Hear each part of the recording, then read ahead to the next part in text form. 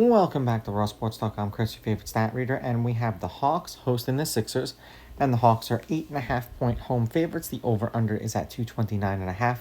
The Sixers are plus 280 on the money line, and the Hawks are minus 355. Now, these are the overnight odds. They're going to change the closer we get to tip-off tomorrow. These teams, shockingly enough, have not played each other yet this season.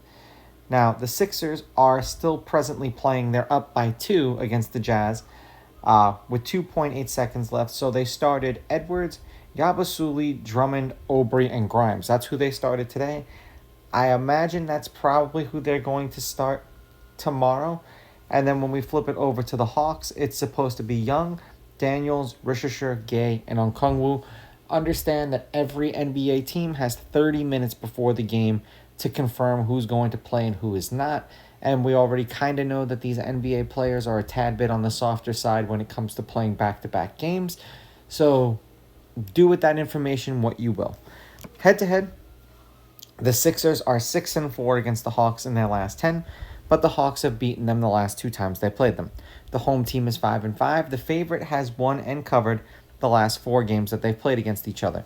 The favorite is 6-3-1 against the spread. The favorite is 7-3 on the money line. The over has hit in their last 5 games. The over is 6-4, and the over at 229.5 is 6-4. Of course, the Sixers have to be the visiting team. As of right now, they're up by 2 with 1.1 seconds left, so that game hasn't officially ended as of yet. If you're the Jazz, you don't want to win that game, but they're on a 3-game winning streak, 3-game losing streak, not including the game that they're playing right now. There was a total of 221, 238, 228. This is their last 3. They haven't covered any of those games, and they're not going to cover the game tonight because they were 7-point favorites, I believe, over the Jazz, somewhere in that neighborhood. A 17-point win, a 17-point loss to the Blazers, a 14-point loss to the T-Wolves, and then an 18-point loss to the Celtics. And as I said, the game that they're playing right now is still, there's 1.1 seconds left. For the Hawks, they're 4-6 in their last 10, 5-5 against the spread. The over is 7-3, 262, 248, 242, and then 238.